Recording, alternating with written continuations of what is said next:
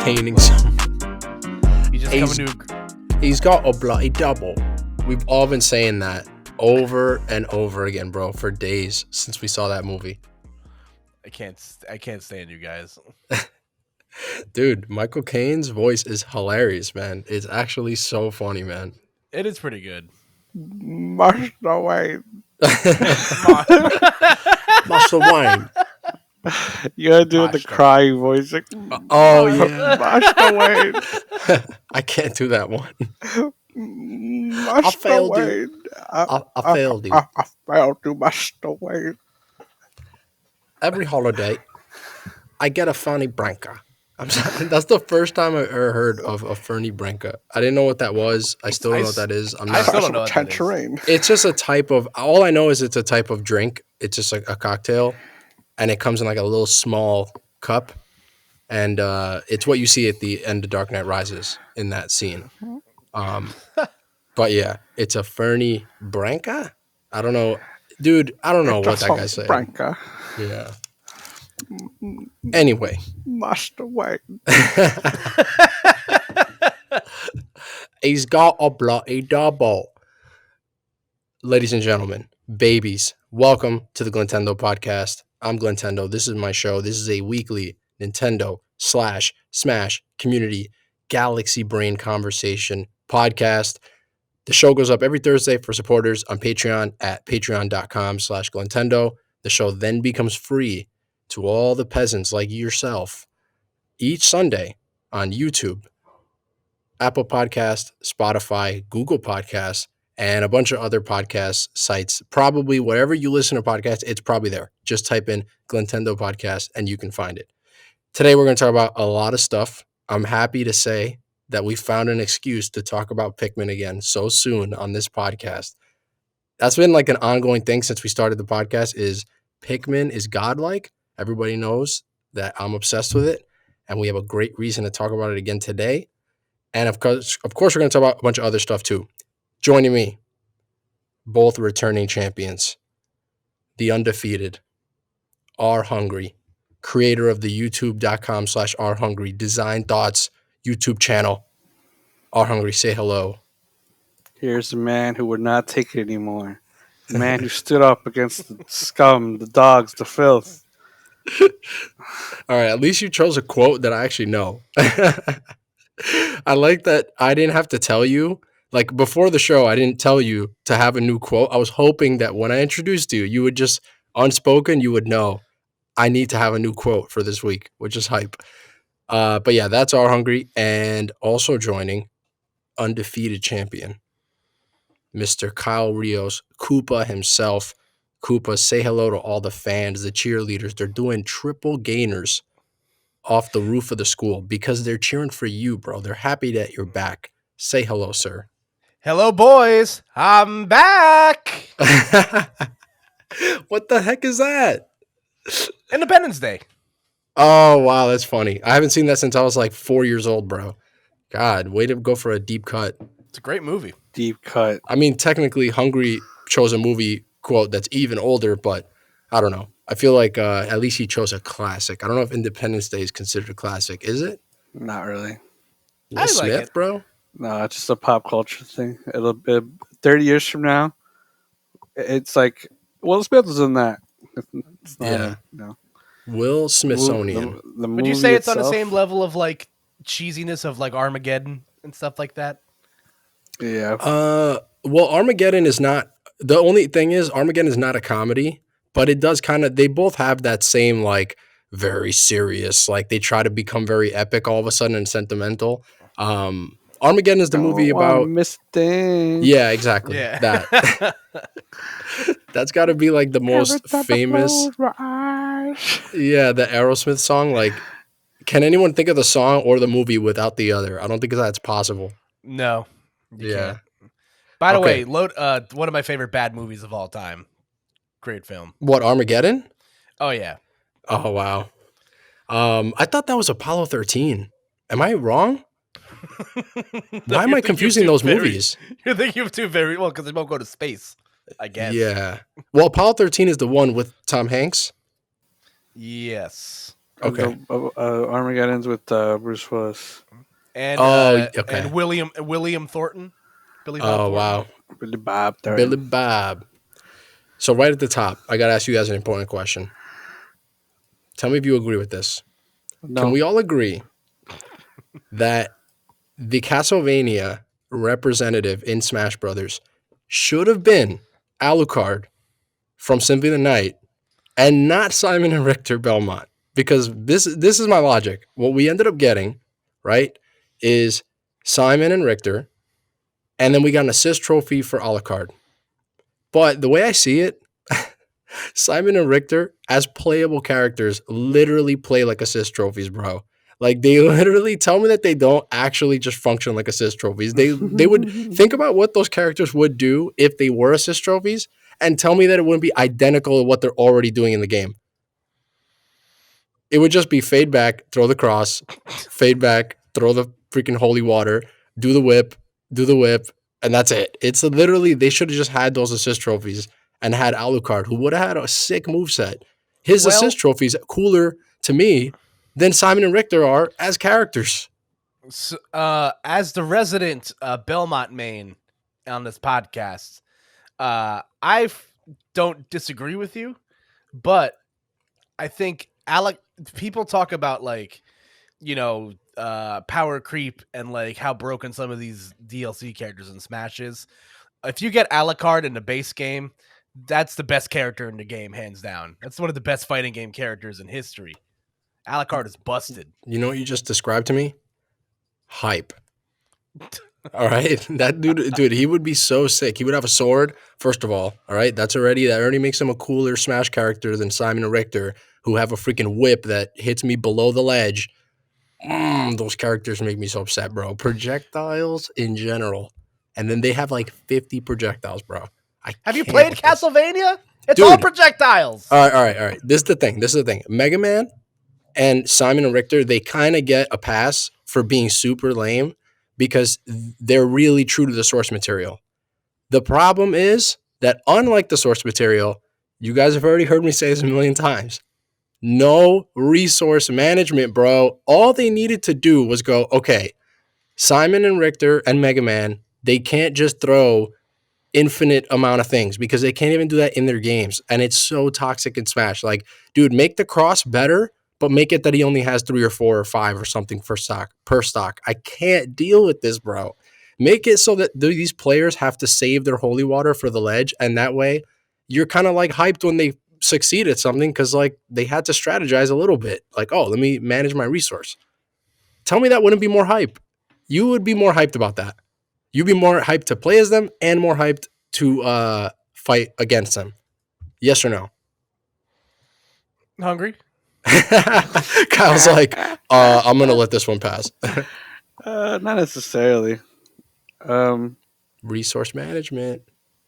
It's not always as cool as you think it is. Why? So there's like a thing of like, well, why wouldn't they have infinite of it, right?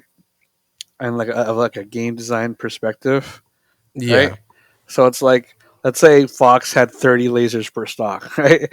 It sounds ridiculous, but like, why wouldn't you just give them infinite at that point? The stocks don't last that long sometimes. Yeah, and true. It's sometimes limitations come from a good place, and sometimes they don't. Sometimes it just stagnates the game, or in other ways it can make the game, a character, more interesting. So yes or no, would you make that change to those? Not to every projectile. I'm just talking about Mega Man and the Belmonts. Would you make it that there's some kind? Maybe I'm wrong, and I'm implementing the wrong kind of resource management. But like in general, do you think that the game would be better competitively if they had some kind of resource management with their projectiles? It depends what it is. I don't know. So it just depends how they do it. Yeah. Gotcha. Because for me, I think Mega Man should have infinite amount of pellets, right? Like his jab. But dude, Metal Blade, come on, bro. Like, dude, he just throws them like willy-nilly, bro. This man is William Nilly with the freaking Metal Blade. And I'm like, bro, like I would be hyped if he hit a Metal Blade combo or a confirm if he couldn't just spam it until he got it. You know what I mean? Like, it would be so much cooler to watch. Seeing like Cloud do a cool thing with Limit Blade Beam is cool because he has 15 seconds to use it, and he has to just use it in the right moment. He can't just keep doing it. But not everyone think that's cool, though. I'm asking you if you think it's cool, though. We're not speaking for other people here. We're speaking for ourselves. For ourselves. Of course, there are Belmont mains out there who are like, dude, what do you mean? I wish they would give Simon and Richter freaking limit and witch time. Like, they would want everything. That no, but even like Limit Blade Beam, it's like whatever. You just got and threw it out. It's like it's always like a eye of the beholder thing. Love. let me just say two things. Number one, put some respect on Metal Blade as one of the most broken power-ups in video game history. Yeah. So that's fitting. I'm okay with that move being like slightly unfair because it's canon and it's fine. Yeah. Number two, as cool as Alucard totally would have been as a character in Super Smash Brothers, I'm sorry. You can't have any other like Castlevania rep that's not Simon Belmont. He is Castlevania. Now Richter was like whatever. I think so. I think he's you could argue that at this point Alucard is Castlevania. See, Kyle, hold on to your thought because I just want to comment on this before we move on to what you were going to say after. So I thought about that too, right? Because obviously the reason they chose Simon and Richter, or just Simon, Richter's literally only there because he's an echo fighter of Simon. Like he literally has no real presence on Nintendo anyway. Yeah, Richter's a loser, man. Yeah, Simon is there because Castlevania's legacy started with Nintendo consoles and you played as Simon in the original games. But then Symphony of the Night is kind of like where the series went after that. And it was like, that was the Metroidvania thing. That's where it really started. And it's still considered the best Castlevania game by most people. And I was thinking about it. I'm like, this is the same thing they did with Cloud because Cloud wasn't on Nintendo platforms, but Final Fantasy, the legacy was on Nintendo consoles. And instead of picking like the Final Fantasy characters from the early games that were on the Nintendo systems, they went with the best and the most popular Final Fantasy character, which is Cloud. So they should have just done that with Alucard and made Simon and Richter freaking assist trophies. Because again, they already are. If you think you're fighting an actual human being when you play those characters in bracket, I don't care what the person looks like who's holding the controller. Dude, they are playing. It isn't a bot, man. Those people play on a schedule. It's literally a bot, man. Like I can't tell anyone's Simon and Richter apart. They all do the exact same thing, and it's just a loop. It's just a loop, man. Yeah, it's a very robotic character, and I'm not really a fan of that. Yeah. I remember there was someone on Twitter that posted like, oh, who would you upgrade like as an assist trophy? This is the next DLC character. Like, no, it's just like a farm interactions kind of post, right? And I was looking through the list, and I was like, wait a minute, I think I'm gonna choose Alucard. Like, this is just coincidental, you know what I mean? Like, right. I was like I'd pick Zero, but like Mithra does a lot of Zero-esque things. Yeah. Even kind of has the green the green beam sword. Yeah. Right. So I was like, I think I'd actually choose Alucard here. I thought that was interesting that kind of led into this, but yeah. What was Kyle gonna say earlier? Before that. Okay. The thing about Castlevania's history is you could argue what its history actually is. You can because there's still people who really want the Actionvania games to come back. Like the original game, Super Castlevania 4, Rondo of Blood. There's kind of like a hole there left in video game history since those games stopped being made. Yeah. And then you could argue that the Metroidvania style games is really what Castlevania is because there's been only that since. Yeah, it's like imagine if after Mario 64 we never got a 2D Mario game again, and it's like 3D Mario does not replace 2D Mario. Like it's actually a complete different genre. You know what I mean? So it's like a sandbox, a platformer versus just a side-scrolling platformer. And like with Castlevania, it's like they were action platformer games until Symphony of the Night, and then Symphony of the Night is what we've been getting ever since. They've never gone back. It's like lost in time. But yeah, Kyle, what were you going to say earlier? So let me just, I just want to make, play catch with me for a second. So you mentioned how, they add the most iconic Final Fantasy character in Cloud and stuff like that, and then you bring up Alucard is, yes, I'm aware of a lot of the newer Castlevania games, the ones that have come out on like the DS and the Game Boy Advance, have all played in the Symphony of the Night style. But if you look at how like Smash has like functioned and stuff like that, they're always going to pick the characters in what they feel like is their most iconic state. So we haven't gotten a class though up until Mega Man's 11 or 12. We didn't have a classic Mega Man game for a long time, and yet the Mega Man we get in Smash is not Battle Network or Beastars or Mega Man X or something like that. We get classic Mega Man. Right, so that's just me playing devil's advocate as to why the inclusion of Simon, and I'm not even gonna argue for Richter because Richter canonically is a loser. He just looks cooler, in my opinion. But Richter's not even the most broken character in his own game, which is upsetting. As someone who is a very, very big Castlevania 1 fan, like the original Castlevania is one of my favorite games. I'm not going to complain that Simon is in the game. You know what I mean? Yeah. It's but I'm saying that there is room for debate. It's not just a clear cut and dry, because Mega Man's legacy, right, is classic Mega Man. That game still is being made, right? Those kind of games still being made. People are still being influenced by that game. It's not going anywhere. That's for the time being. So you can say that Mega Man X is better, right? Arguably. I would say that Mega Man X is better, whatever, just personally. But the roots of like that is still in classic Mega Man. It's not. It's an evolution, but it's not wholly different. It's like, though it feels like those are two completely different things for the Castlevania. It's like the Metroidvania stuff is like a completely different genre almost. Yeah, exactly. It became something completely different after that. And really, it's like, even like Final Fantasy, it's like, okay, but all the Final Fantasy games are pretty much like not the same, but like they all kind of like have that same feeling to each other. Castlevania is the only series in Smash where it's like it's so split. Yeah, Final Fantasy is definitely like I'm a pretty big Final Fantasy fan at this point, and I would say like it's still the same genre. It's just that the genres evolved. But with Castlevania, it's not just an evolution. Like it's literally two different genres at that point. Like it's not the same type of game that it used to be before Symphony of the Night. But yeah, when you lose to a Simon and Richter, you'll come to my side of the fence. All right, Kyle. When you get zoned out by that, and then you get F smashed under the ledge and die at 70, you're gonna be like, this could have been Alucard. Alucard would never do that to me.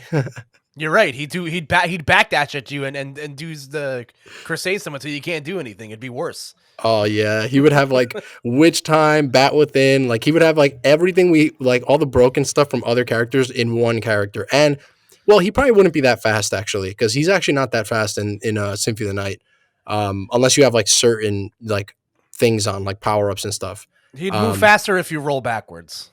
Dude, the backdash is kind of hype. That would be cool. It's like you swing and he just backdashes. Also, Alucard just looks cooler than Simon and Richter, bro.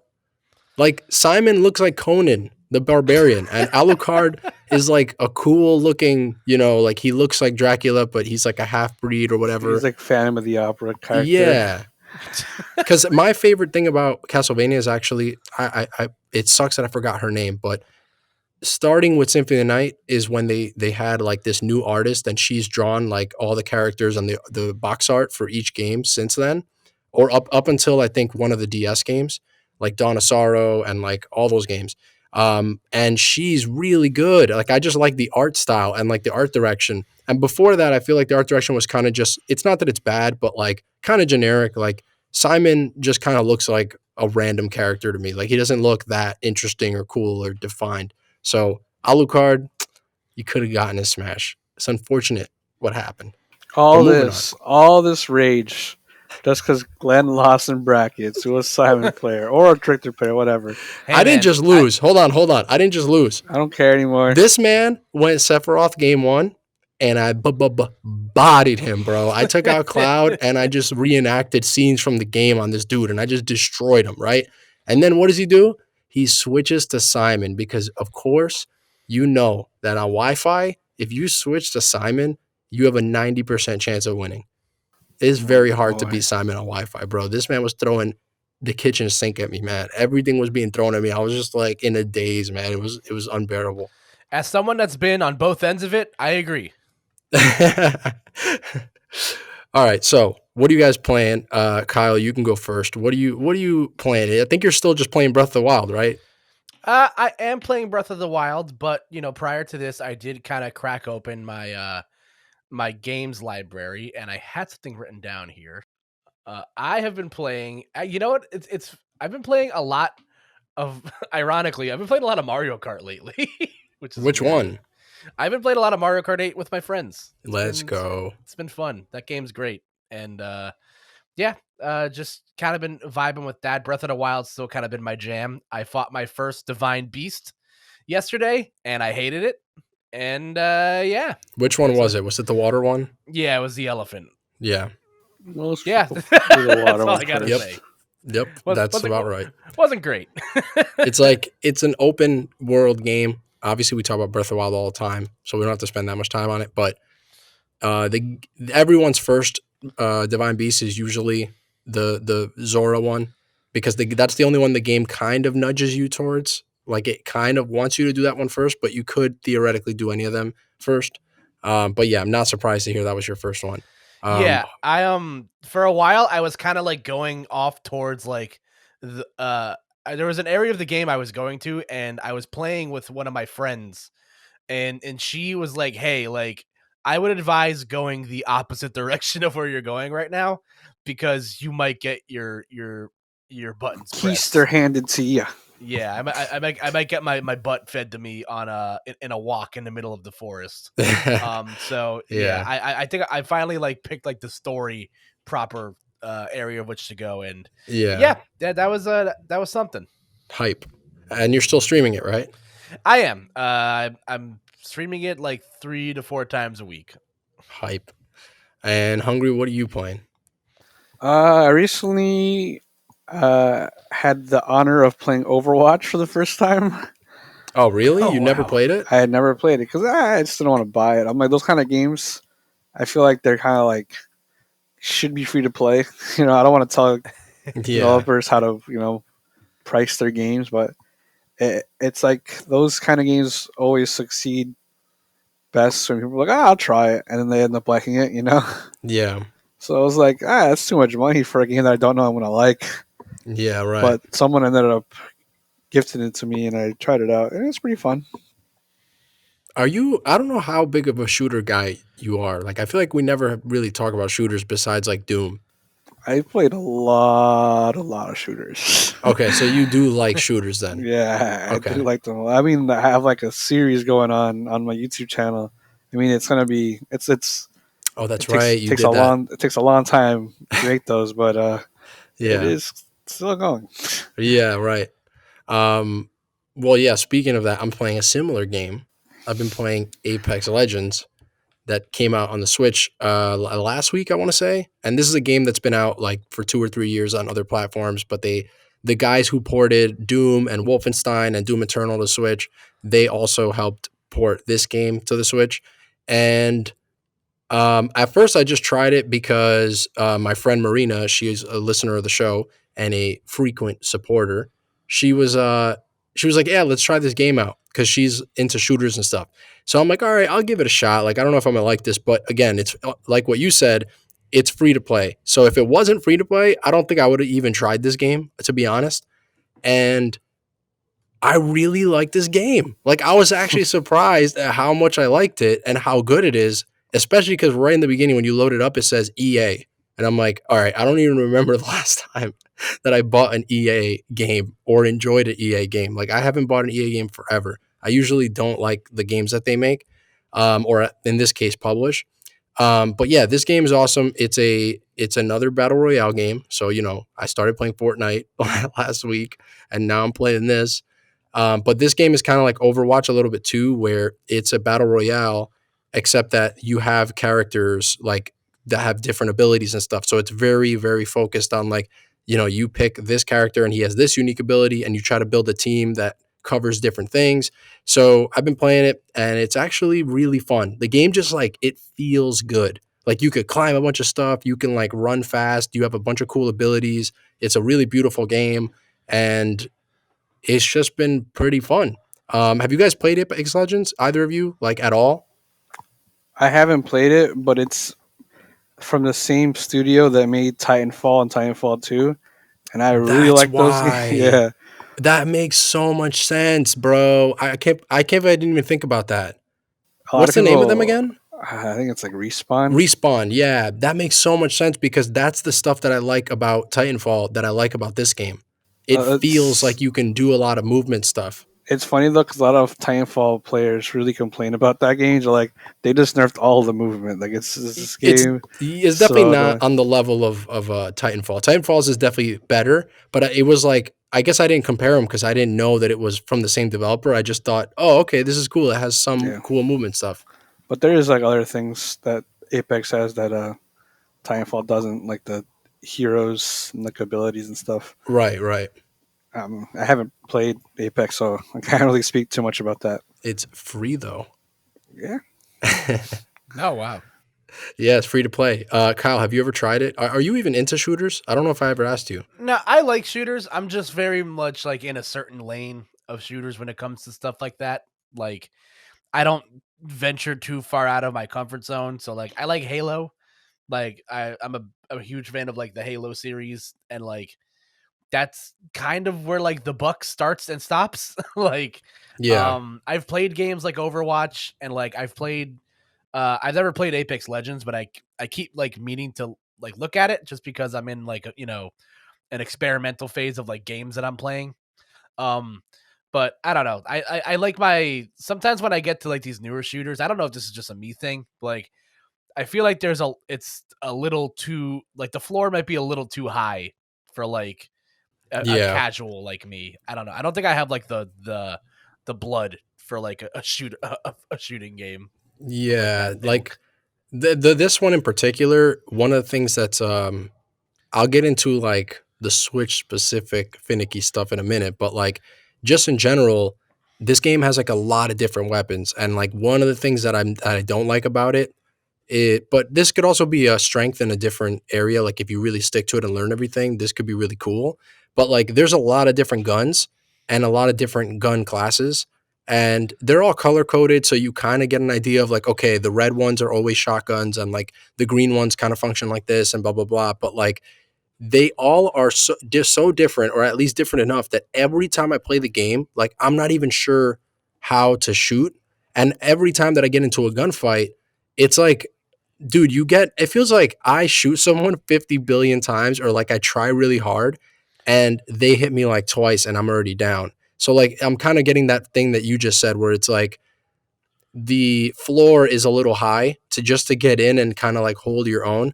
But at the same time, I like that. Like I'm actually really excited to keep playing this game and like get better at it, especially because some of our mutual friends that like we hang out with from Smash and stuff, they all play it and they're better at it. So they were able to like explain it to me. I think this game is great. This game is actually just a great game, but it's really good if you kind of are playing with someone who knows what's going on because it's a lot, dude. Like there's like a lot of heroes and they all have really different abilities that are like significantly different. It's not like it's really interesting how far they went with this formula. And then obviously there's a million guns, like giant maps. There's a few different giant maps. There's so much stuff. So this game is really cool. But if both of you guys are going to try it, the question is, I already know Hungry is like not even, this is not even a remote possibility in his brain, but the question becomes, would you play this game on the Switch specifically? Ugh, that's I'm not tough. gonna And answer that. yeah, and so I already know, look, I already know Hungry, there's 0% chance. This man is PC gamer, okay? He has PC tattooed on his back. This man is not playing this game. Any game that's on another platform, he's not playing on Switch. That being said, hold on, I'm gonna wait for the drag race that's going on, the impromptu drag race outside my window to pass. That's so New York. Dude, can you hear that? How insane is that sound? That's wild. This dude's about to take Elon Musk to Mars, bro. That sounds like it's about to take off. Oh my God. That is so cringe. Like, people think that that's hype to, like, let me make my engine really loud so that everyone has to hear it. Like, dude, I don't care about your engine, bro.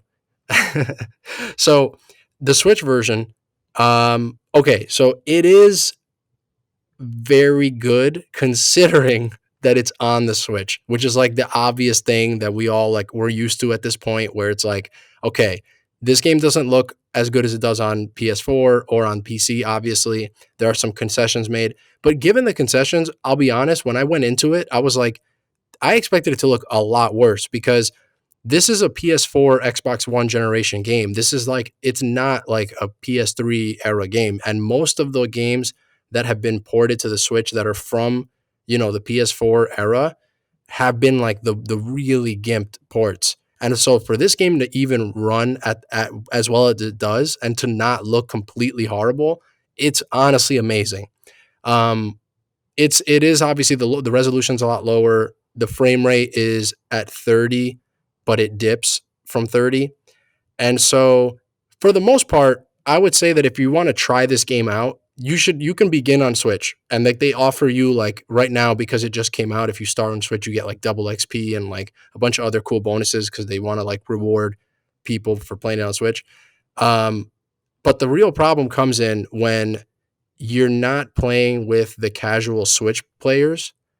That's when you start to notice the limitations a lot in a way that makes me want to play it on PS4 from this point forward. Because like when everyone else is a Switch player, it's kind of a little more casual. Everyone's like at level 1 and it's not that big of a deal. But once you level up and you start playing people who are, this game is cross-platform. So you might be playing with someone who's on a PS4 and an Xbox and another guy from a PC, and you're all playing in the same game. Those guys can see you from far away because they're not playing on like a freaking literally on a handheld or on like the worst resolution and the worst frame rate. And like you can really feel that when you're playing the game. This is an experience I've never had before because I don't, obviously I haven't played a lot of these online multiplayer games on Switch, but like, dude, it's funny how like obvious and apparent it is. Like there are times where someone lines up a shot on me and I'm like, wait, you're telling me that little pixel way off in that blurry distance, that is another player shooting at me? Oh my God. Like I couldn't even tell, dude. So like it's fun, but you do run into that kind of stuff. And like every now and then, another issue that you run into is like this game, the shotguns are really good. Because a lot of times when you get into a gunfight, it's like some dude is like an entire team of people's around the corner from you. And there's a lot of close range interactions. And in those interactions, dude, someone turns the corner and starts shooting at me. And right when they start firing, I'm in witch time, bro. Like it drops to like Charlie Chaplin frame rate. Like it drops to like 10 frames per second. And I'm like trying to aim at their head. And before you know it, you're dead. So like, it runs really well until you need it to run well. You know what I mean? Like right when you need it to be great, it kind of dips a lot. But yeah, so I mean, obviously I don't think you guys are going to try it on Switch, but do you guys think there's a chance you're going to try this game at all? Like in general? I think I'm more inclined to play a game like this now because I have a computer that can like handle the specs of something like that. And like when it comes to like these like big name games like this, like like Overwatch and Apex Legends, like it's cool to see them like accessible on the Switch, but like considering what you just said about how bad the frame rate can be like of a game of this size, like on a console this small, it like horrifies me. Yeah. Yeah, I mean, it does look really good. I would say like it actually looks pretty good. Like there's a lot of effects that I couldn't believe they pulled off, like reflections on the water and like little puddles and like an urban area and stuff. And like the frame rate doesn't dip all the time. So again, it runs just well enough where you can technically experience this game and enjoy it on the Switch. But for me, it started to get to a point where I'm like, okay, I want to get better at this game because I actually enjoy it a lot now. And when you want to get better at it, it feels like you need to play it on another console. The only thing I'm going to say that in all fairness, I think there is one thing that might save it on the Switch compared to the PS4 and the Xbox, is that the PS4 and Xbox versions, by the way, to be fair, they also drop frames, and they don't, there are textures that sometimes won't load, and there's pop-in. It's just that all those problems are worse on the Switch, but it's not like they don't exist on PlayStation and Xbox. It's just that it's a lot worse on a handheld. But the one thing I'll say that might save it for me is that, and Hungry will obviously agree with this, if you're playing a shooter post to the year 2000, and maybe even before the year 2000, the real way to play shooters is on a mouse and keyboard. And aiming on a mouse is just so fast and smooth that controllers will never rival that. And the only controller that has ever rivaled that control scheme is like the Wii Remote and Nunchuck, where you can aim at the screen. And so I'm actually experimenting now with using the Joy-Con, because they do have the motion aiming. And it kind of works like the way that it does in Splatoon or in Breath of the Wild, where like you do your big swings with the joystick, but then you can adjust your aim on a more micro level by tilting the controller or using the Joy-Con. And so I've been playing like that, and that actually is really, really great. If it wasn't for the frame rate, I think this would actually be, if the frame rate was like steady, I think this would be better than the PS4 and Xbox version, just because of that, because you're a little bit closer to a PC type of aiming. But obviously the PC is going to be the best place to play this game. Like overall, you're not going to have the performance issues, and aiming. Dude, when you fight another guy who's playing on a PC, you can tell these dudes are shooting your head like in a split second. Like you're barely popping out of a bush, and the PC gamer is like, yep, just point and click. Done. You're done. Does the PS4 version have gyro controls enabled? Because the PS4 controller does have gyro controls. I haven't checked yet, actually. But I know that it doesn't have, like, when I say the motion controls, like you can literally detach your Joy-Con, and I've been playing like with I know what you mean, motion. but Yeah. Gyro controls are question. also really good for shooters too. Right. Yeah. I have to check Anything on is that. basically it's like the worst thing possible is probably like a D-pad, and then there's control sticks, and then there's a huge gap, right? And then it's like motion, gyro, and mouse. Like Yeah. those are all like good ways to shoot things. What if, okay, let me just ask you this, because you're the PC guy. So, like, I love the mouse, but I hate the keyboard. What is the in between there that isn't a controller? Isn't a controller? Like, obviously the in between would just be like, oh, grab an Xbox One controller or whatever, or a Switch Pro controller, and use that on your PC, but then you don't get the mouse Well, aiming. there's like I said, there's the PS4 and like maybe the Xbox controller. They have like gyro controls, so you could like use the gyro for aiming. But is there anything else that is like the mouse plus something else, so that on a computer you can fully enjoy this game? Do you know what I'm saying? Like, yeah, analog movement with the mouse. Yeah, so that means they would have to put all the buttons on the mouse, and you would just be playing with one mouse, right? No, you're saying that you basically want a control stick on your left hand and the mouse on your right hand. I just want whatever I'm doing. Yeah, exactly. So whatever I'm doing with my left hand on a keyboard when I'm playing on a PC, I want the keyboard gone or whatever. I want something to replace that isn't a keyboard, because that's my problem with PC games, is like I just hate the feeling of like using a keyboard like that. You know what I mean? It's probably because you've been using a digital keyboard your whole life. The digital keyboards, they feel really bad. They hurt your fingers. Getting a mechanical keyboard, oof, feels so good. That first clack, it's great. Yeah, Once it touches your lips, bro. yeah, dude. No, seriously, I'm not even joking. Like the mechanical keyboard, it's so much better, like feeling, and it like for your hand as well. Like I remember, like I had to like use a digital keyboard for a while, and I was like, "What are my fingers hurt?" Like I was just like I didn't think about it at the time, but I was like, right, I have a mechanical keyboard at home. I use one I use whenever I go into work and I have like to use my digital keyboard versus like when I'm at home and I'm using like my mechanical one. Like, man, it's like It's not even night and day. It's like night and like coma. I can't even like describe it. So, again, Marina, show supporter, she wants to know. She's been listening to the show and she now knows that I'm full on normie.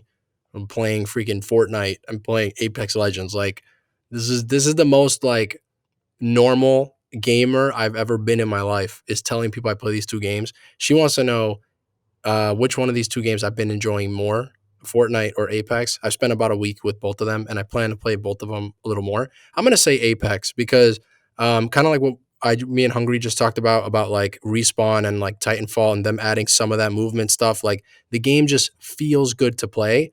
And I think the formula is a little more like deep and interesting, like the character abilities and stuff. Also, the game just looks really cool, like art style wise and like the universe. Whereas Fortnite, I've had more fun with overall so far, but I can feel that it's already diminishing. But that's mostly because of like the community I'm playing it with, because it's so easy for everyone to just play Fortnite. It's not a hard game to jump into. But I can see myself going like, all right, well, to get better at this game, I'm gonna have to like, sit down and practice my building. And it's like, I don't care about that. And like the game doesn't feel that good. Like shooting doesn't feel that good. Like it doesn't feel great. And the universe doesn't look that good. But I'm gonna keep playing Fortnite just because it's been really fun to play it with the group of people I've been playing it with. So short term, I'm gonna say Fortnite. Long term, I'm gonna say Apex Legends, probably on the PS4. So, final word on Apex, I'll say that it's a great game overall, and it's just good enough on Switch, but it's not great on Switch. So, if you want to start it, I say start it on Switch. That's cool. You'll probably enjoy it, but you're gonna get to a point where you're like, all right, if I literally own any other piece of hardware in the universe, I can probably play Apex on it, and it's probably gonna run better than it does on the Switch. Um, and that, speaking of which, we have all these new rumors about, like we always do, obviously, about like the new Switch or the upgraded model that like since day one, the second the Switch was even announced, everyone already knew, okay, at some point there's going to be some kind of like, new 3DS type of upgrade, or, the DS Lite upgrade. Like Nintendo obviously is going to upgrade this console. And, the system's like 4 years old now. So it's about time. Everyone's projecting that's happening this year. And as of the last 2 weeks, we have like a bunch of new rumors from Bloomberg, which is an international news agency. And they just report on everything, but they have like a technology sector where they have dudes who are like, they have unnamed sources that Nintendo would probably assassinate if they knew who they were, that tell them, hey, this is what is going to happen. Some of these people are like game developers. Some of them are just anonymous sources that we have no idea where they work or what affiliation they have, but they like drop hints of like, hey, this is I've seen some things behind the scenes, and this is what it's looking like. So the newest rumors, the first batch that we got was like a week or two ago. We saw that Samsung had this giant order for their new displays, that someone is just happens to purchase a contract with Samsung for these new displays. And the rumor is that the new Switch is going to be using these displays from Samsung, and it's a 7-inch 720p OLED touchscreen.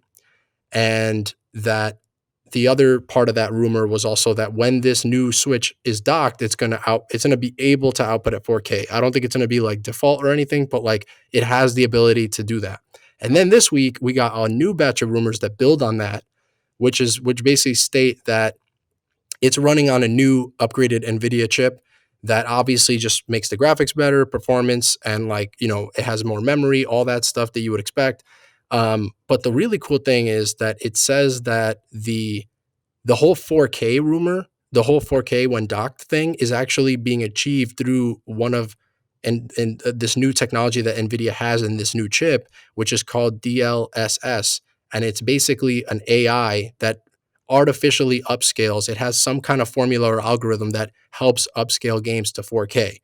I will give either of you $1 million each if you can predict what DLSS stands for. Do you guys have any guesses? Do you want to fail on this podcast? I just give it a guess. DLSS, and it and that's the name of like the technology that it's an artificial intelligence that kind of like upscales games artificially to 4K. Okay, so it's an artificial intelligence thing. Mm-hmm. So the DL definitely stands for deep learning. Okay. SS. That's the part that's tricky. Kyle, do you want to take a shot at this? Don't lick something stupid. Yo, my man Kyle almost won $1 million. Wow. Don't lick something stupid. It stands for, so Hungry, you're half right. So I owe you $500,000 for simply knowing that deep learning is the first two letters. AI, that's what they all call that. They all call it Yeah. deep learning. Everything is deep learning. Yeah. It's deep. It's so deep, bro. And then the SS stands for super sampling. So Yeah, that makes sense. Oh God. yeah. So that's just part of NVIDIA's new, that's not a Switch exclusive thing. That's just like NVIDIA is a very, very popular and very successful chipset maker for a bunch of different gadgets. So that's one of the things that they have in their new line of products. And apparently it works really, really well. I don't know any more technical language as to how that works on a deeper level. But yeah, so those are all the rumors. The 7-inch screen, 720p, 4K, deep learning, your little AI Skynet Switch is coming, bro. And it's apparently supposed to be a little more expensive at what they're projecting, that it's somewhere between $350 to $400. And obviously the current Switch right now, if you were to buy one, is $300. So it's $50 to $100 more expensive. So, what do you guys think about this? Like, let's just say, this is how I want to like come at this whole thing. So let's just say that all of these rumors are completely true. Like everything we just talked about right now, the deep learning, your AI Switch is coming, right? Would you guys would you guys upgrade to this if this is what it was? Nothing more and nothing less. Like if everything I just said is completely true. And let's just say it's $400. If it's just 4K. If it's a 7-inch screen, right? Because that's bigger than what right now. If you look at your Switch, there's like a black like bevel around the screen, so there's a lot more real estate. What's that? The letterboxing. Yeah. So if you were to actually measure like how big a 7-inch 720 OLED screen would be on your current Switch form factor, it would actually be about the size. Like your Switch is already the size that it would need. It's that bevel would be gone and that would all be screen. So there's no black like outline. So if it was that, and then also it had 4K output, and obviously it's just more powerful, it runs better just in general. The future games are probably going to look better and all that stuff. And it's $350 to $400. Like, would you upgrade just based off of these details? For $400? No. What about $350? No. Okay, Kyle, what do you think? I am very torn, because Hungry will make fun of me. Of course, I am the consumer of this podcast. He'll make fun of. I'll always never give him the opportunity to say it himself, because if I could say it, then you can't make fun of me for it. Consumer. Yeah, whatever.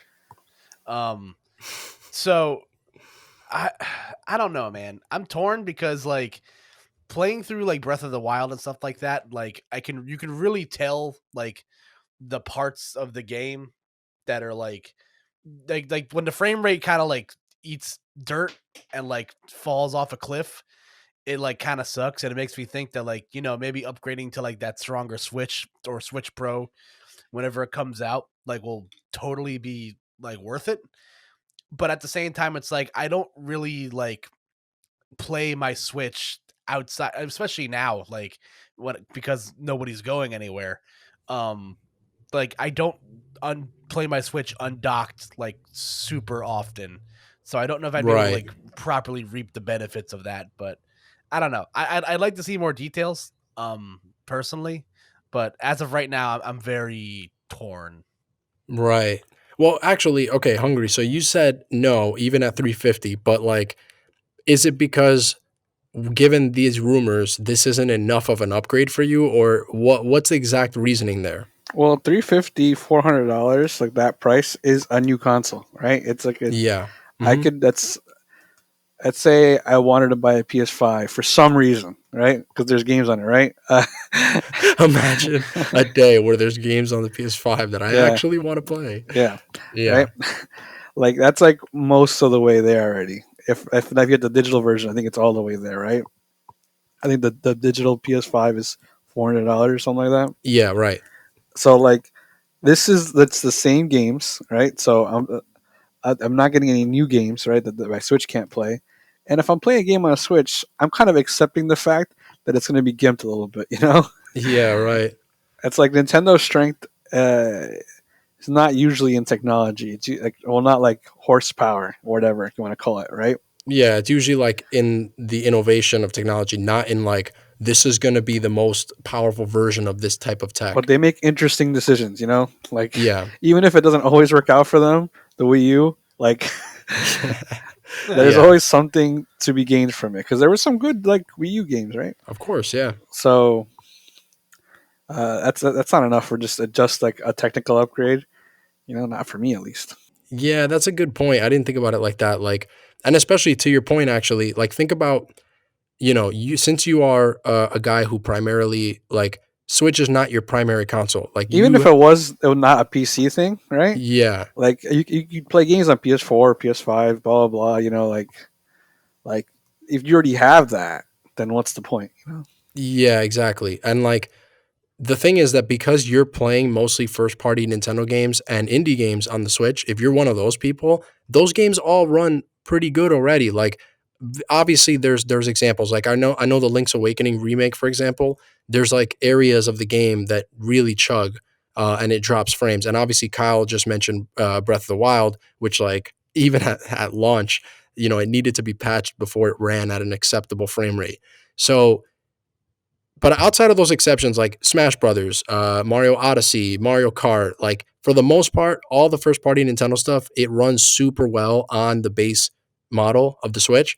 And a lot of people outside of the first party Nintendo stuff, they just play stuff that's like either an old port or they play, indie games that are like not that demanding technically anyway. So it kind of does beg the question of like, I kind of see where you're coming from. Where you're like, yeah, that's a new console. And if I'm one of those people, I'm not really getting much out of it because the games I play on this already run just as well as they would on the old Switch. So for me personally, this is a day one no brainer. I'm going to upgrade, even if it's $400, and even if it's just the things that are in this rumor and nothing more, nothing less. But for me, it's for different reasons. It's because I'm a primary Switch player. Like I'm literally playing Apex Legends on the Switch, bro. Like, like that's how funny. Like that's how I would rather play something on the Switch. And even though I'm gonna go to the PS4 eventually for Apex, I would much prefer to just have everything on one system. And the Switch is my favorite system ever already. And I love the system itself. And sometimes I'm playing with it and I'm like, okay, I would kind of just like a nicer, more polished, more powerful version of this. Um, every now and then I run into like some little things here and there where I'm like, okay, this is starting to feel a little bit old and I just kind of want something newer. And again, I plan to primarily play things on the Switch. So I want that horsepower and that deep learning AI. Like I want all that stuff. But still, that price point, it's like that's pretty steep, man. Yeah, it's a lot of 400 is a lot. 350 sounds like kind of fair, but 400, that sounds like a lot. Well, the thing is, 350 sounds like the border of fair. Like, you know what I mean? It's like you're kind of pushing it, but I'll pay that. And it's like 400 is like, dude, that's a lot of money. Yeah. At least, like personally, I feel that way. Yeah, Kyle, what were you gonna say? No, I was just gonna echo Hungry sentiment. Where like, I think we're working adults. I feel like $300 isn't something where it's like we will die if we spend that. So like for me, like if I'm gonna spend any amount of money, like I look to spend like preferably like way less than that. But like if I have to pay $300 for something, then like I will. But yeah, I don't know. It's hard for me to like compare because like I don't know if I'm paying like $400 $350 for like a 4K in handheld mode or something. I don't know. I don't know if it's if I'll jump on that ship like immediately. Yeah. It's also it's a smaller screen. It's like at a certain point, the pixel resolution, like it diminishes returns. You know what I mean? Yeah, I think that's why they said it's 4K. It has 4K resolution output at when it's docked. Because obviously, like, dude, 4K on a handheld wouldn't matter on a 7-inch screen. You know what I mean? Like, that's not going to matter. But Yeah. I actually play a lot of games portably. I use my Switch in and out of the dock a lot, and so for me, having a bigger screen and having it run better and having it look nicer, that's really appealing. And again, like I said with Apex, like ideally, I'm not the biggest like graphical finicky guy where like I prefer art style and performance over fidelity, right? So I would rather have a game that's locked at 30 and it never dips from 30 and the art style is great and the world and the universe are cool rather than like, oh, here's Fortnite, a game that you think is objectively ugly, but it runs, at 60. It dips every now and then from 50 to 60 while you're playing, but the resolution is incredible. Like, I don't care about that. So, for me, like playing Apex and wanting these games to run a little better on the Switch, I think an upgrade would be right for me personally. Like I'm going to be trying to play as many games on this system over my other systems as possible. I'm not upgrading to a PS5 anytime soon. I do not have a PC that is powerful enough to run a lot of these games. And 90% of the time, I'm really happy with everything that I play on the Switch. And also, I'm running into the Apex thing is one thing, but I'm also running into other things with the Switch where I'm like, okay, like I just had to send my right Joy-Con to get repaired for drift. So up until this point, I've had to send 3 different Joy-Cons to get repaired for drift. 2 of them got to get repaired twice, but they were always the left Joy-Con for some reason. Every time anyone's ever had drift, I've only heard of it happening to your left Joy-Con, but now I'm starting to get it on my right Joy-Con.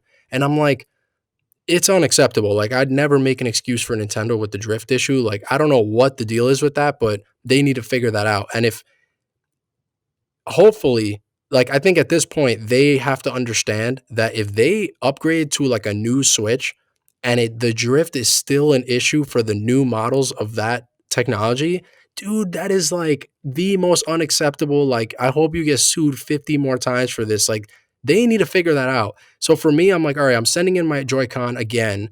And if upgrading means that I get all these bells and whistles, and on top of that, I never have to worry about drift again, for me, that's kind of worth it. And like I'm down to future proof the games that I already own. Hopefully they run better on the new system. But also I want, the best quality Nintendo stuff moving forward. So like, I don't know. I mean, that's where I'm at with that. Do you guys have any reactions to that? If the Joy-Con problem gets fixed, I think that's like a good motivator to upgrade. People are gonna hate them for that though. Like if they do fix it, because they're gonna be like, well, how come you guys couldn't fix this a year ago? And now you're telling us that we need to buy like a new system or like a new set of Joy-Con for that new system, like to fix this problem. Like if that's the way it turns out, it's gonna be even worse, I think. Like people are not gonna be as happy that they fixed that problem as we might think. Yeah, that's also true. And your cell phone provider has also been doing that for the last like 15 years. Yeah. So I mean, yeah. What I was gonna say was like again, if it's like you need new Joy Cons too, right? It's like why isn't this just the Switch 2 and not like the Switch Pro? Yeah, right. Okay, that makes sense. So, Kyle, what do you think this would need? So, because both of you guys are basically on the fence. Like, Hungry's a hard no given the current information, and you're more like leaning towards no, but not 100% no. I'm the only 100% yes. What would it need for you to be like, okay, if it does this, this, and this, I will 100% buy that on day one? I'm looking at Nintendo's storied history of releasing like consoles that are like supposed to be slightly stronger and putting like exclusive content on it. So my answer is Xenoblade Chronicles Definitive 2 Edition. Again. No, I don't know. I think Joy-Con fixes would be nice if that's the thing. Like I'm more so in the middle, but it's also one of those things where I know like I'll get it eventually. Like if they start releasing like exclusive content or stuff like that on like the newer systems or whatever, then like that'll be kind of like crappy, but like, I'll still make the jump. Consume. Yeah, did you hear something? No, a man. breeze in here. Or something. I heard nothing at all. Yeah. No, but yeah, I don't know. I think for me, like the Joy, I've been very fortunate, knocking on every piece of wood in my room, that my Joy-Cons have been pretty awesome. Like I haven't run into any issues with my Joy-Cons.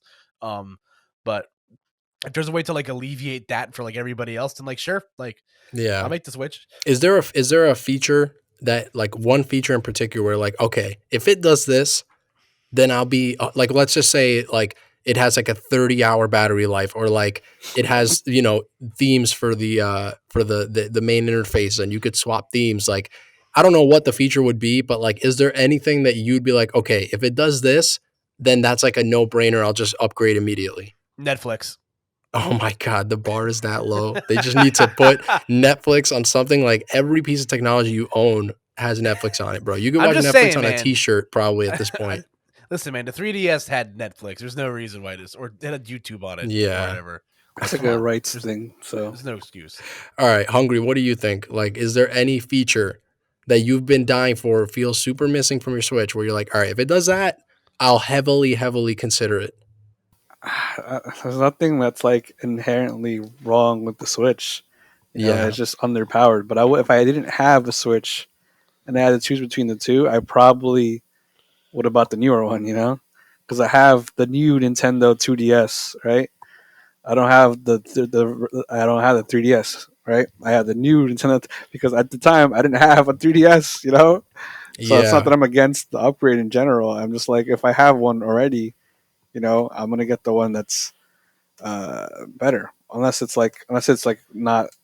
negligible. That's actually, you brought up a good point that I didn't think about, where I'm like, outside of the third-party games and stuff, like, dude, the Switch really just does run so well. Like, the fact that you could have Smash Brothers on, and it's a locked frame rate, and you can just take it out of the dock, you can play 8 players, you could have a Final Smash going at the same time, and then all of a sudden you could hit the home button and go right to the main menu and then go right back. Like, it really is like a really great piece of hardware, even by today's standards, at what it tries to do. Like, it doesn't compete with like even a PS4, a much older system. It doesn't even compete directly with that in a lot of different things. But at the things that the Switch does well, it does it really, really well, to the point where I feel like we kind of don't give it credit sometimes for being as good as it is at those things. Yeah, I mean, it is like, if you want to, like, what is it, nitpick, right? Like, it is an underpowered piece of hardware, right? But like, the advantages of it, like, if you like to take it outside, I don't really do that personally. I don't like playing games outside. Like, I don't like even my 3DS. I use it in my house, right? So, like, if you're into that, it's like, that's a really good feature, right? If you're into Nintendo games like I am, it's like, that's going to be enough. It's like it's a great console. It's a great lineup of games.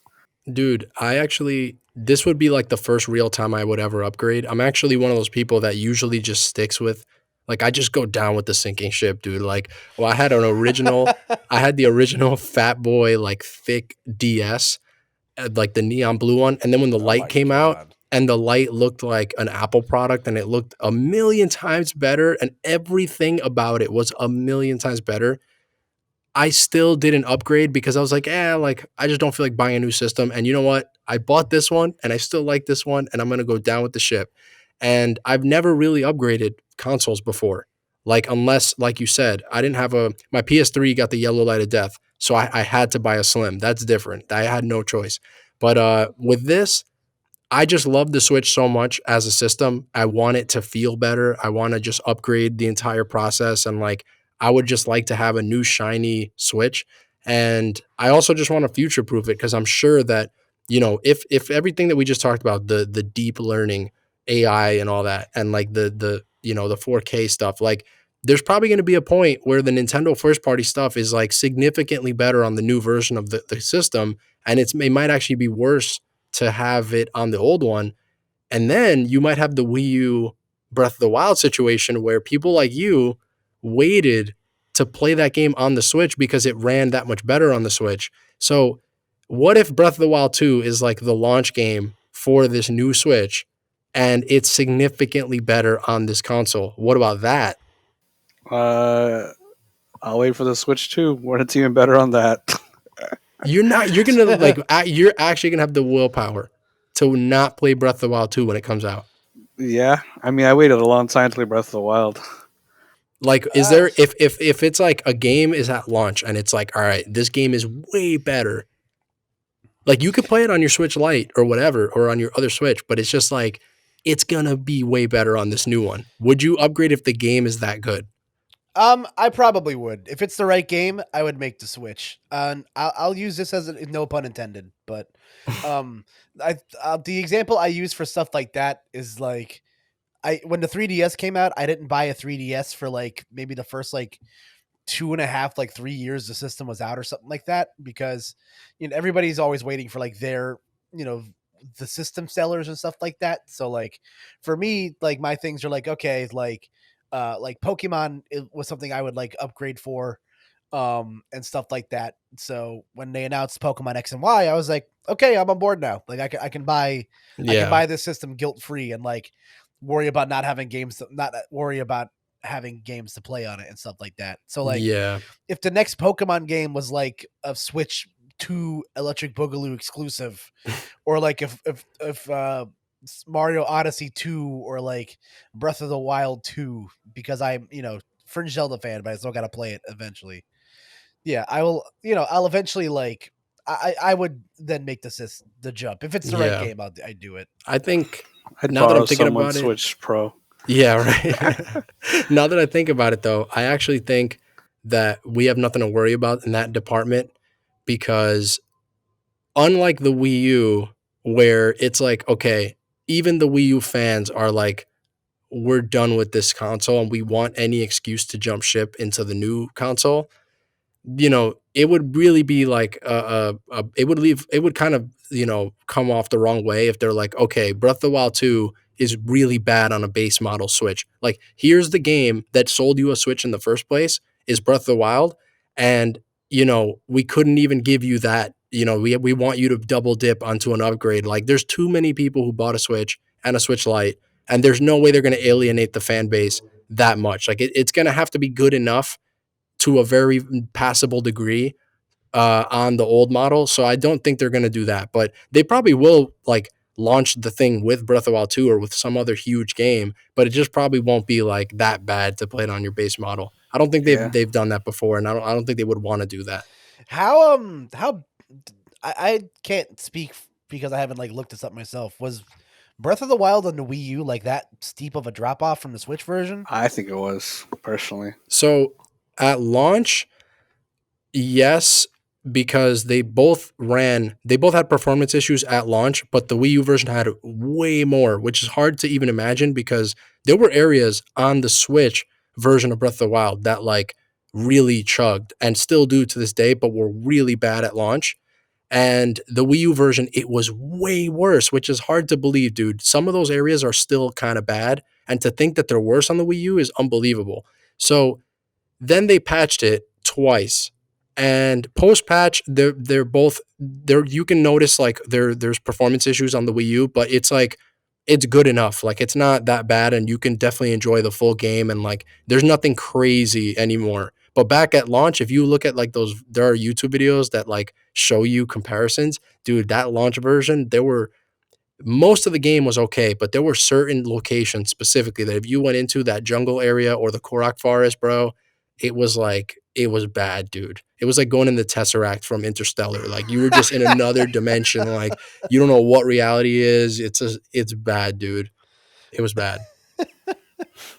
But yeah, so that's the Switch, the new Switch. We'll see what happens with that. I mean, at this point, it's like it's an inevitability coming this year at some point. Hopefully, it's only $350, because I'm already gonna buy it. This is the one time where I'm just 100% buying an upgrade. So this week yesterday we got like the biggest curveball announcement of all time. Like, literally, this was not on anyone's Nintendo bingo card ever. Like, no one would ever predict that this would happen in any way, shape, or form. So Nintendo announced that alongside they're partnering with Niantic, the developers of Pokemon Go, to create a Pikmin augmented reality mobile game that is supposed to come out later this year. And here's the direct quote from Shigeru Miyamoto on the upcoming mobile game. Niantic's AR technology has made it possible for us to experience the world of Pikmin secretly living around us. Based on the theme of making walking fun, our mission is to provide people a new experience that's different from traditional games. We hope that Pikmin and this app will become a partner in your life.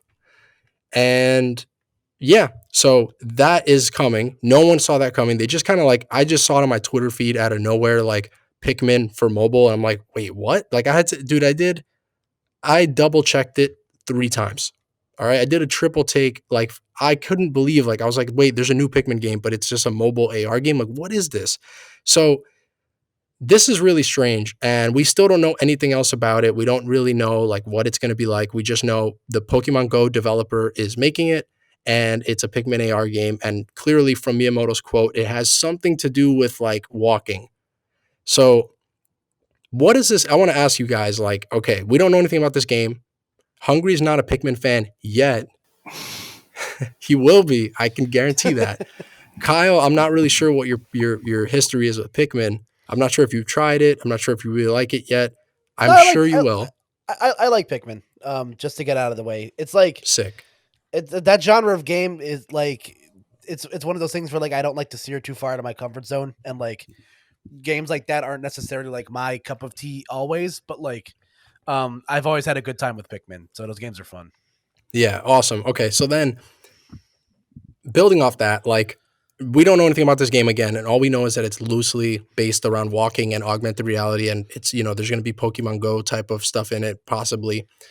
What would this game have to be for you guys to care about it or even try it or play it? Because like I personally hate mobile games, and the only mobile game I actually have enjoyed is Pokemon Go to some degree. I'm not like the biggest fan of it, but I definitely liked it the more than any other mobile game. So given all that, like I've been wondering, like, all right, well, we don't know anything about it, but when we do find out, like, what would be some of the things that they could do to make a Pikmin augmented reality walking game on your mobile phone that you would actually care about or try? Like, what do you guys think about that? Okay, so I'm just gonna say right now, I don't play games on my phone. My guy just said he doesn't take a Switch out of the dock. He plays 3DS at home. There is 0% chance that he's going to be playing this. What would it have to be to get even you? Because I feel like you're the hardest person to sell on something like this. Like, what would it have to be for you to even be curious about it? Dude, I never thought I'd be saying Pikmin mobile game ever. There has to be a way for me to make real world money or something. Like, like what do I have to gain from this? It's like it's a mobile game. I don't do that. You know, I think the only mobile game I really spent time with was Fire Emblem Heroes, because it is played like a Fire Emblem game, like a little miniature Fire Emblem game. It was very faithful to the series, right? Yeah. And even then, I stopped playing it because I hate like every mobile game has to have drugs attached to it. Like you got to do this and do the quest and do that and everything. Are you hooked yet? Are you hooked yet? Yeah. Did I get you? Yeah. Don't forget to spend the money. And like, I'm not spending any money. Like, yeah. I'm not doing that. It's like it's all they all lead to, right? Because they need to be free and they need to make money somehow. Yeah. You know, I get it, but it's like not my cup of tea. It's like that. I don't like the games that do that because like it's very manipulative of us. You know, like it manipulates like the human brain too much for me to like it. You know? Yeah. It just. So what I'm hearing is it needs to not be a mobile game for you to like this. It needs to be so opposite of what mobile games have become, where they're just trying to get you and they're going to make you want to re-roll 40 times so you get a golden fat purple Pikmin or something. Like, here's the summer outfit for your purple Pikmin. Like, people in Fire Emblem Heroes literally spent thousands of dollars, people I know, just because they want to get a JPEG of Ike wearing bathroom shorts and shit. Like, I can't, dude. I just can't with that. Like, I can't relate. The Pokemon Go, I think you have to buy candy or something, right? Yeah, that's how you like level up your Pokemon and stuff. But the thing is, you can do everything and you could find all that stuff by just walking and going to Pokestops. And actually, I've never spent money in that game personally. The only time I ever spent money was one time I was trying to catch a Pokemon and I ran out of balls and he was really hard to catch. And so I paid $5 for like 100 balls and I never paid any more money. So I feel like Pokemon Go is a little different because you can definitely spend a lot of money, but there's enough there where I feel like you can play that game a lot and never spend a dime. That's how I feel about Fire Emblem Heroes too, which is why I played it for as long as I did, because it really felt like the game was just handing you freebies all the time. You know, like Yeah. here's a free pull, here's a free pull. You know, here's some orders for you to get, like so you could pull more. You know, it's like there was a lot of opportunities to do that, and you know, even a game that I would say is very lenient in that department. It's like it's still like, bro, I get it. You know, like. What if this game Being on that treadmill is such a horrible fate, man. What if get off that treadmill, guys? Get off of it. What if they figure it out? Do yourself a favor. What if they figure it out and they're like, this is the game that makes you addicted to like walking and like doing that stuff? Like, what if they actually Miyamoto comes through with like, you know, his lightning strikes in the same spot for the billionth time for that guy. And he's like, this is the mobile game future. We don't have to do predatory things. And even Arhungry will enjoy this game. What can they do to make walking more interesting? Walking is interesting because of the weather, the places you are, if you're listening to music, you know, it's like the act of walking but actually doesn't change a lot, you know? If we're talking from mechanical, like a mechanical setting. Yeah. Right? It's like walking actually doesn't change. Even when you're playing Pokemon Go, like you're not doing anything special while you're walking. You're just doing a little mini game every once in a while. It's a supplement to your walking regimen. Yeah. It doesn't change the actual act of walking. So what can they really do? You know what I mean? Yeah. Kyle, what do you think? What would this game have to be like for you to be interested in it? I'm kind of in the same boat as Hungry, where like I would have to like make like real world money to like play mobile games. Oh my god! Like, but it's like the same vein. Like my phone, I've never liked mobile games. Like I've tried all of them. Like I've tried Animal Crossing Pocket Camp.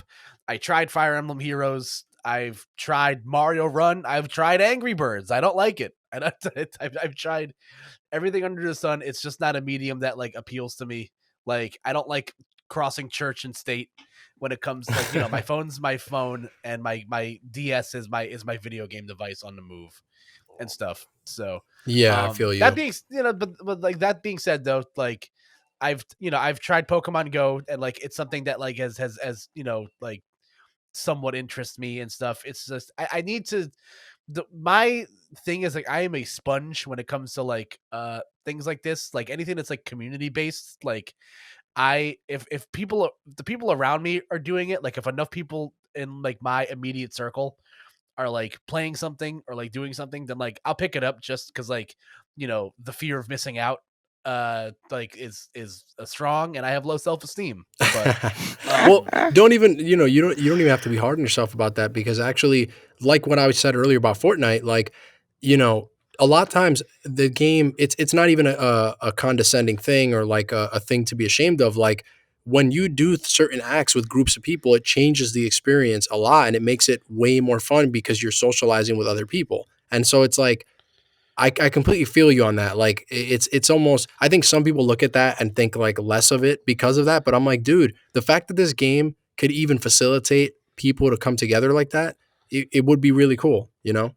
Yeah, like I think back to that summer of Pokemon Go when Pokemon Go first came out, and like everybody and their mom was you know playing the game again. Like that third wave of Pokemania like hit like a freaking truck. Like it was awesome, but and like it comes like that in phases with like other games like Animal Crossing or whatever. Like Animal Crossing by yourself was like one of the most like loneliest experiences of your life, but like playing with other people is great. So like if enough people around me are like doing this and like, you know, I don't mind like, you know, going outside, like walking to like, you know, pretend like I'm getting some exercise or something, but like, I need like enough of a foundation around me to where like I'm not just like playing this by myself looking for Pikmin in the middle of the street. Yeah, so that's hilarious. So here's the thing. I'm the biggest Pikmin fan that I know, and I would dare someone to challenge me as a Pikmin fan. I will give you my address. You can come to my doorstep, and we can settle it face to face and see who has the bigger Pikmin, bro. So I'm the biggest Pikmin fan in the world, and it's weird because I hate mobile games. Like I said, all three of us, like, we like real games. And I think mobile games have always succeeded at like being this kind of like thing that's more for the casual player. And it's not really there for the hardcore guy. Like, all of the games that we all just mentioned, Mario Run, like, even for me, Fire Emblem Heroes, or like any of those games, I always just think, or like Animal Crossing Pocket Camp, it's always like a very casual, like entry friendly version of those formulas. And I always would just think, yeah, but I could just be playing real Mario, and it feels way better. So for me, those Mario Kart is the biggest one. The Mario Kart mobile game they put out, like, that is like, it's impossible for me to enjoy it. It is actually impossible, dude. As someone who loves Mario Kart, it's so hard to enjoy that like really watered down gacha version of it where it has all the tropes of a gacha game. So I hate mobile games, whatever. But the thing is, the reason why Pokemon Go really worked for me was because it really wasn't trying to be a normal Pokemon game and watered down Pokemon game. In some ways, you could say it was, because people will say like, okay, the battling is not as good, whatever. But that's not really what that game is about. The battling is kind of just a side thing. The real thing was walking around your community and exploring like, oh, there's a Hitmonlee around the corner. That's something that the real Pokemon games can't do and can't compete with. And so it was a whole different experience. It didn't feel like watered down Pokemon to me. It felt like something different. And it felt like something that made sense for the Pokemon universe. Like, me playing Mario Kart with one hand and rolling, a gacha thing so that I could get like Christmas Wario and stuff. Like, none of that is stuff that you think of when you think of why you love Mario Kart. But exploring your park and finding a Charizard, that's part of what people love about Pokemon. And so for this Pikmin thing, this actually makes a lot of sense, because part of the appeal of Pikmin is that it takes place, these are microorganisms that live like on Earth, and you find things that are Earth objects like Duracell batteries and stuff, and you collect treasure that way and stuff. This might actually be really, really smart. Like, this might be a great, great mobile game because it makes sense for the franchise to do this. It's not Mario Run where he just runs by himself and it just like gimps the experience and it feels like watered down Mario. This might really just be like Pokemon Go, where it's its own thing, and it makes sense for Pikmin to be hiding underneath the grass at the park, and you go like to somewhere else and they're under the table. Like, I think the marriage of like the franchise really makes sense with this one. So I already signed up for the early access, and I'm already like, dude, it's Pikmin. Like, I'm so starved for Pikmin. That I'm gonna play this day one. What'd you say? Dude, it's Pikmin. And like, it's funny because I feel like most of the time I'm in sync with Hungry, where like I'm really anti like just whatever the new shiny thing is that people are crazy about. But this episode, I've just exposed myself in so many ways. Like, oh, I play Fortnite now. I play Apex Legends. I'm gonna day one upgrade to the Switch Pro, even though I have no idea what it is. And now I'm the mobile game guy. Like, even Kyle, Mr. Consumer, he's not as down as I am right now, bro. I am just like full normie consumer mode at this point. Glenn, let me ask you an honest question. How are you going to deal with the anxiety of night of when you accidentally forget to pick up Pikmin at the end of the day and they get eaten? Oh my god! How are you gonna handle that stress? Dude, that's actually, I didn't even think about that. That's gonna be so cool if it's like it works on a day and night cycle. Like, if I don't know. I don't know how much stuff they can incorporate from the original game without it feeling like a gimped version. But dude, that would be awesome. Like, dude, I love Pikmin and I'm excited about this.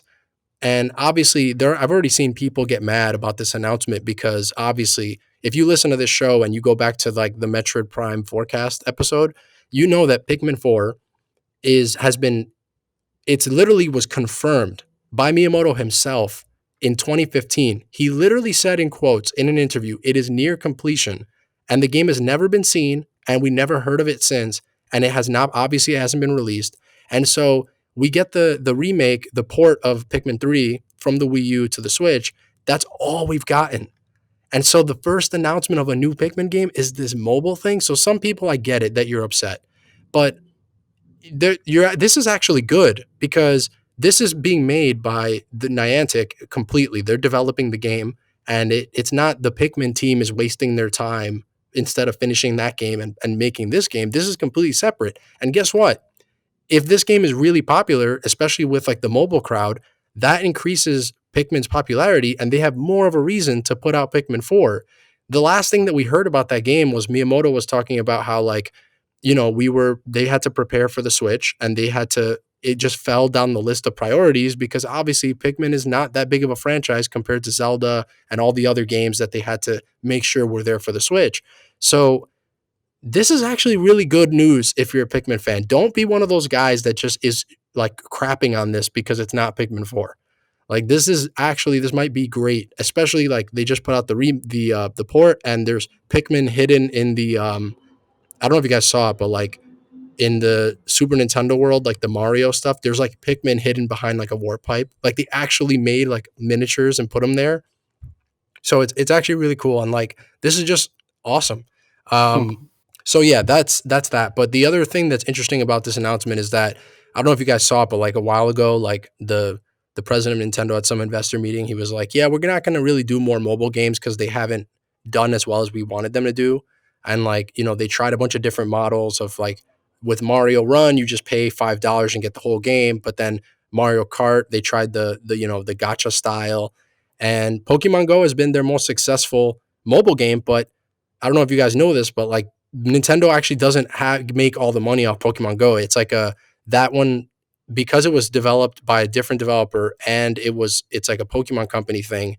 They only get like a third or a fourth of the revenue instead of like this with this Pikmin game. They're going to be making almost all of it because it's not like this separate deal. And the other interesting thing about this is that the Niantic confirmed that this is actually part of like, they have a bunch of new projects that they're working on. This is a new partnership of a bunch of different games that are going to be augmented reality Nintendo mobile games. Like, that's their new approach now to mobile. So yeah, maybe we'll see that Zelda mobile game that we never saw. And like, I don't know if have you guys heard of any of that stuff before? The Zelda mobile game that just they confirmed and it never was seen or revealed or anything? No, I haven't heard of it. I might have heard about it in passing, but I completely forgot about it until now. Yeah, gotcha. So yeah, Pikmin mobile AR. Arhungry is going to be walking around his neighborhood looking for purple Pikmin. I'm calling it now. And Kyle is going to be, full on consumer. He's going to be the whale of Pikmin AR. He's going to be spending his paycheck for a freaking red Pikmin in a bikini JPEG. Oh my God, dude, people pay money for JPEGs, man. Mobile games. I don't even like. I think James told me one time how much money he spent on Fire Emblem Heroes, and I felt like a visceral reaction in my body for how much money it was. Dude, I couldn't believe it. He said it to me as a joke in passing. And you know what's funny? That was like years ago at this point. I bet you by now it's way more money. Oh my God. 100%.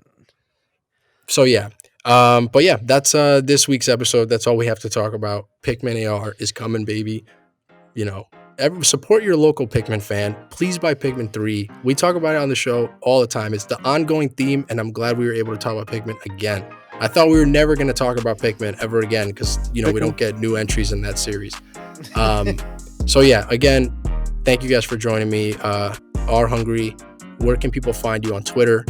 We already plugged your YouTube channel, but you could do it again if you want. YouTube.com/Arhungry. You forgot the HTTP this time. Nope, don't put it in. It'll crash your computer. And your Twitter's at MF_Arhungry, correct? Correct.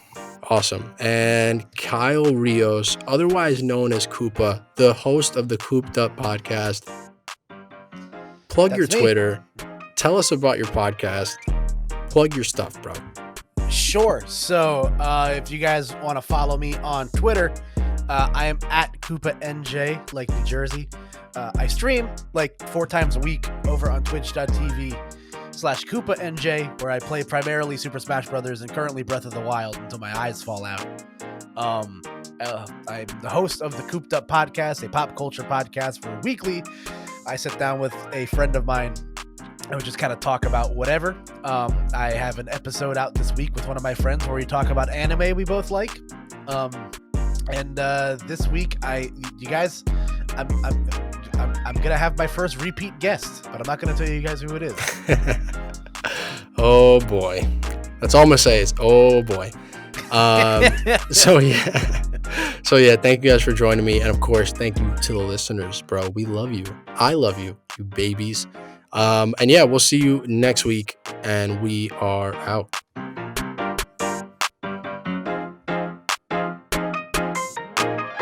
Thank you guys. See you next week. Hope you guys enjoyed the show. You can follow me on Twitter at Super Glentendo.